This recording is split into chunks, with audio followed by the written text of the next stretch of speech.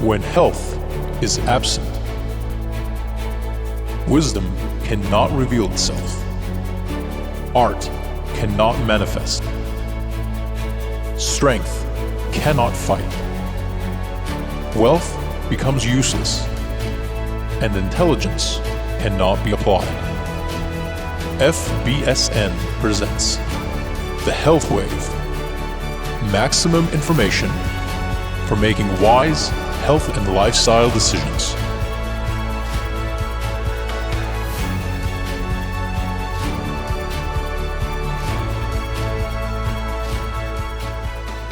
Welcome to the Health Wave. My guest today is Dr. Michael Balk, cardiologist from St. Joseph's Hospital of Atlanta. Welcome to the Health Wave, Dr. Balk. Thank you for being here. Thank you for having me. Well, I wanted to ask you from the beginning. These days, most of us die of cardiovascular disease. It seems like statistically, every 40 seconds, someone gets a myocardial infarction. Just this year, it's expected that about 1 million people will have a cardiac event. What's going on in this country? Why heart disease has become such a killer in this country? What causes it? It's a good question. It's not just limited to the United States. Almost all Western countries have that. It's only when you go to places that eat no meat, don't smoke, and remain physically active where you really start seeing a decrease in heart disease. Here in America, probably 25% of all deaths are due to some sort of cardiovascular disease. Mm-hmm. And so we're talking about things like heart disease, meaning blocked arteries, congestive heart failure, valvular heart disease, arrhythmias, and of all of those, coronary disease is the number one. Mm-hmm. What percentage of your patients fall into the category of this diagnosis? It's probably about 25-30% of my patients. You know, we see a little bit of everything, but coronary disease, because people survive more commonly now, they live longer with their coronary disease. So you end up getting patients not only who have a coronary event, like the ones you mentioned every year, but they continue to live and go on and need to be managed with medications, and then they may even have another cardiac event over the next year or 10 years. And it's basically they live in the fear from that point. Once they have one, it's always a fear, when is the next one coming? Yeah, and it's true, but there are things they can do that would make a difference. It's hard to convince them and make the change. Mm-hmm. Well, usually, as we know, we don't feel any symptoms until about 75% blockage is already there. Mm-hmm. But it's a major change that your body goes through. So can you explain that process, please? It actually starts in childhood. Mm-hmm. And we know this from the Vietnam War era, when they used to do autopsies on young boys that had been killed in war when they were 18 years old. They saw fatty streaks inside their aortas, plaques of cholesterol building up in the aorta and in the coronary arteries. And although these were not obstructing the flow of blood, it's clear evidence that the cholesterol, smoking, diet, fat, not exercising, etc., was damaging their artery. And over time, that fatty streak becomes a mild plaque, maybe 10 to 15% narrowing, and it progresses. The reason we don't notice it is that it takes about a 75% narrowing in a tube to impair blood flow or to impair any flow. If your water main has a 50% blockage, you probably won't notice it. But when you get to 75% blockage, under periods of stress, when your body is working out, for example, and you're increasing the heart rate, it needs more blood flow. And at 75% blockage, that blood flow becomes limited, and that's what causes people to develop symptoms. Mm-hmm. The second thing that can happen with these mild plaques, like let's say a 30 to 40% plaque, it'll never cause a symptom with exercise, but that plaque can rupture. And we have a hypothesis we call the crack in the plaque. The plaque ruptures open, the cholesterol protrudes into the blood vessel, and the platelets stick together and cause a clot inside the artery, and that's what causes the myocardial infarction or heart attack. And those can occur suddenly. And the development of this ruptured plaque happens very fast. That can be 30 seconds, 20 seconds. It can also progress over a period of several weeks where it's starting to occlude, so maybe the blockage goes from 40% to 90%, and people start recognizing chest pain or shortness of breath with activity, and they know something's not quite right, And so they see their doctor, and we call that type of infarction a unstable angina. So they haven't really had a big myocardial infarction, but the plaque is active, it's about to become completely obstructing, in which case they would have a heart attack. And if they get to medical attention before it causes that, then there'll be no damage. So part of what we try to do is train our patients to know what the warning signs are and the symptoms to look out for. So as I understand, the main cause of it would be cholesterol buildup? Well, it's a combination of things. The big three historically have been high blood pressure, smoking, and cholesterol from, let's just say, saturated fat and poor diet. I think nowadays we're more concerned about the obesity epidemic, especially in children. And as you probably are aware, the estimated survival for a human being born in 2018 is actually lower than it was in 2017, and that's the first time in over, 50 years that that's happened. Almost every year that's gone by, when you're born, you're expected to have a slightly longer longevity than the generation born the year before. We think the obesity is going to be a problem in terms of diabetes and increasing heart and vascular disease like strokes. Wow. Well, let's talk a little bit about cholesterol, right? We know that it's a known fact to our science that those populations who do not virtually have heart disease have a common cholesterol, like a total serum cholesterol level of 150, no more than that. But we know that the mainstream guidelines allow us to have cholesterol up to 200. So why is that? You know, part of it is that the guidelines are for populations. They're for large groups of people. And 150 is very difficult to achieve unless you really have a whole food plant-based diet for most people. If you're going to eat any animal food, chicken, turkey, meat, you're not going to have an LDL cholesterol that's that low or a total cholesterol of 150 unless you have really, really great genetics. And so when we design these guidelines, you got to build them for a population of people and a reasonable goal that most people can achieve. And 200 is a reasonable choice for that. Now, if you have heart disease, you want it to be much lower than that. But for the average person, I think, total cholesterol of 200 is reasonable. I see, I understand now. Okay, so the two things that go hand in hand together are heart disease and diabetes. I think 80% of people who have heart disease have diabetes or vice versa. What's the connection? So I'd like to think of it as this. Diabetes is a risk factor for heart disease, but diabetes is also a risk factor for obesity and high cholesterol. And so it's hard to tease out which is the actual cause. Is it the diabetes that's leading to obesity, or obesity that's leading to the diabetes that's leading to the heart disease?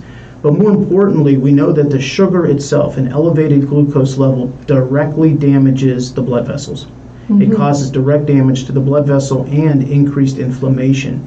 And so diabetes does two things. One, it increases your likelihood of having cholesterol problems and high blood pressure, but it also increases your risk of damaging the arteries directly, even if you don't have those other comorbid diseases.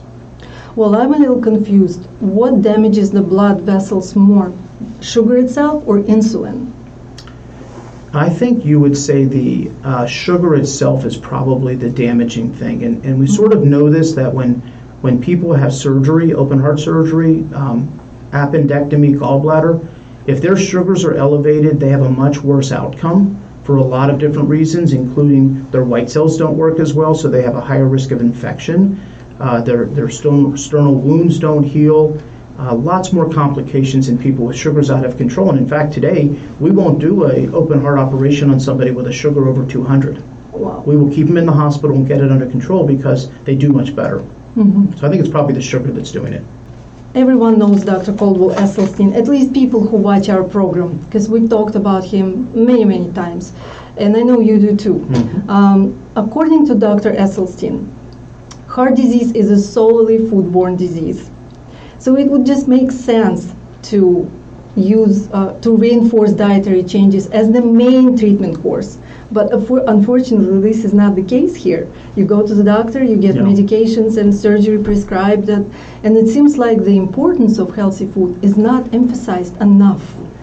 Cannot agree more. That's so true. But it stems from many things. First, Physicians in their 40s and 50s who trained in the 80s and 90s had very little nutrition support in their education.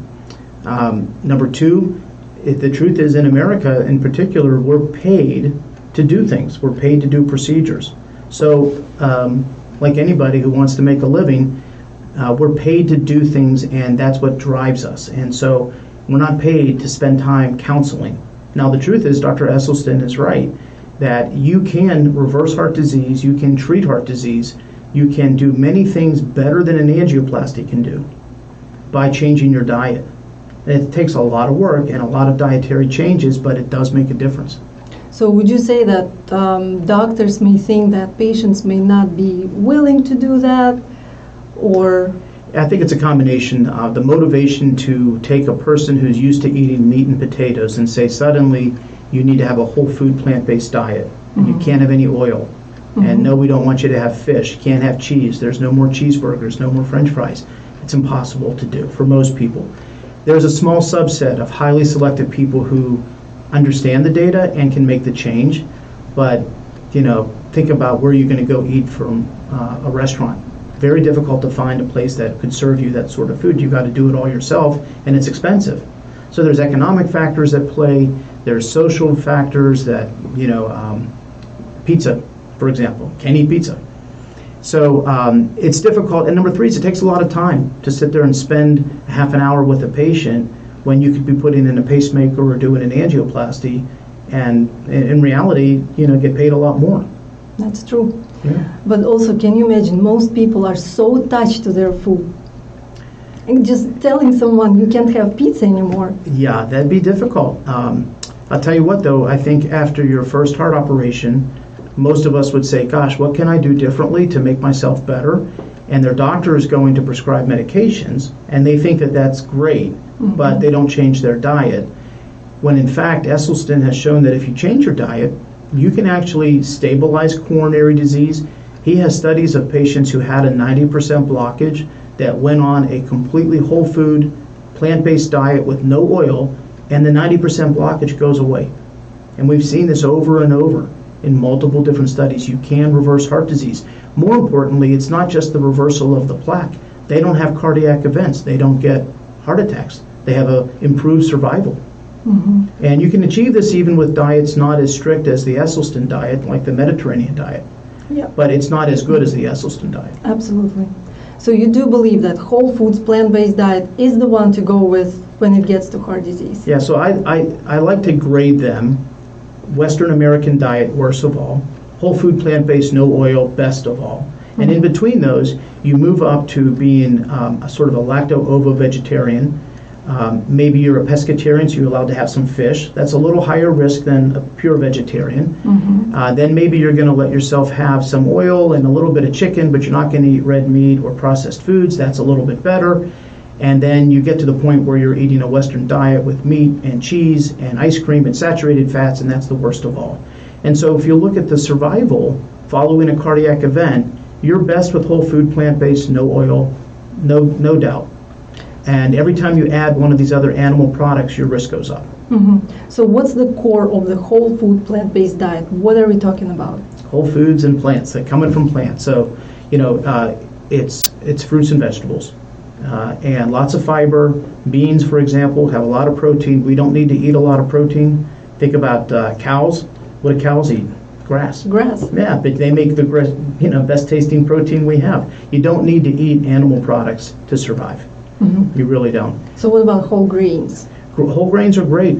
There's lots of good stuff you can do with farro and other, whole grains that taste good, fill you up. You don't need to have meat. So what would you say absolutely would be a no-no for cardiovascular health? Yeah, for me, the absolute no-nos are any red meat product and saturated fats. So cheese in particular. I can let people have chicken a couple times a week. So one of the things I do to get people onto this is say, look, there's 21 meals that you eat a week, 3 a day times 7 days. 3 times out of 21, I'm going to let you have something special. Chicken. That's a good way to Okay. We haven't eliminated it, but we've made a change. The rest of it, whole food, plant-based. If you're going to have some oil, it's going to be olive oil. And if you're going to have some fats, it comes from nuts or avocado, but you're not going to have saturated fats from an animal. You know, a lot of people, when they come to see me or to see you, I'm sure, they'll say, you know, well, my doctor told me absolutely, since I'm on the blood thinning medications, no anything that's green color, no broccoli, no leafy greens. But we know the power of leafy greens for the restorative power for the blood vessel health. How can we? Who's confused here? Yeah. So the blood thinners we're talking about there mostly are warfarin. So that's Coumadin. The other blood thinners like aspirin and clopidogrel, which are things we use after a heart attack, don't have that same interference with the greens. So they're allowed to eat greens. It's not a problem. And we're using so much less warfarin these days because we have better blood thinners that we use. So it's less of an issue. I would always say choose food over the medicine, meaning that the food is more important. So if someone takes Coumadin, he should stay away from... No, I do it a little differently. I let people eat the greens, but I tell them you can't vary your diet every day. You've got to have a stable amount on a regular basis. And the reason is that greens contain vitamin K, and that reverses the effect of warfarin. But if you're eating the same amount of greens on a regular basis, then I'll just give you more Coumadin or warfarin to maintain your blood at the appropriate thinness, and we'll be okay. So I think it's easier for me to adjust the medicine than for a person to change their diet that drastically. There you go. Thank you so much. The late wisdom is that if you have a blockage, it's always going to be there. Just try not to make it worse. But Dr. Esselstyn believes that this is a very confused thinking. What do you think? He's right. You can make heart disease go away. We've all had patients where they adopt both medications and healthier living, and their 70% blockage, when you repeat the catheterization down the road for another reason, it's now a 30% blockage. Wow. So you can get heart disease to reverse.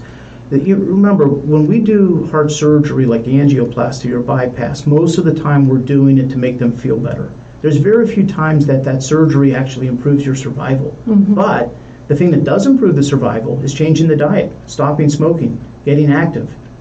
I know about stopping to smoke, not drinking, and being active, but when it gets to the diet, that's what... Well, the diet's all part of it. I mean, it's a big component, and I spend time talking to patients about it, and then I give them some resources to go read and look about the whole food plant-based diet. There's plenty written about it. I think the hard part, especially in the South, is people giving up what they're used to having as a kid, meat with every meal. That's the hardest. It is hard. I have a rule of what I tell people, the rule of 3s and 4s. Keep the activity thing simple. I say 3 to 4 days a week, walk for 3 to 4 miles an hour for 30 to 40 minutes, roughly 3 to 4% grade. Rules of 3s and 4s. So it's basically going for a nice brisk walk in the neighborhood for 30 minutes. Who can't do that? Everybody can do that. And when people tell you they're too tired, that's not true. They can do it. Well, I often say, if you can't do 30 minutes, do 15 minutes, and then 15 minutes. Absolutely. Or walk 15 minutes one way. Yeah, do something. Do something. Stay active. Meaning you have to go back 15 more Exactly. minutes. Right. No Uber. No Uber. Okay, I think our time is coming to an end, and I wanted to ask you, so in conclusion, what should we do not to be afraid to die of a heart attack? I think the key is, I'm going to quote an American Heart Association thing. We have something we call Life Simple 7. Life Simple 7 are that if you do these 7 things, your risk of heart disease is really going to go down. Manage your blood pressure, control your cholesterol, reduce your blood sugar, stay active, my rule of 3s and 4s, eat better, so more whole food plant-based diet, losing weight, and don't smoke. And if you do those 7 things, people that can accomplish at least 5 of those things have about a 78% reduced risk of heart disease compared to those that do none. And if you take a large population of people and ask them how many of these 7 they do, it's only about 4% that can achieve 7. The vast majority of people are doing 0, 1, or 2. That's very sad. It is sad. But the good news, it's also an opportunity, which means we have options that we can train people and make changes that will improve survival, decrease heart disease, and make people feel better. Great information. Thank you so much, Dr. Balk. Thank you for staying with us. Stay healthy. We'll see you next week. Goodbye.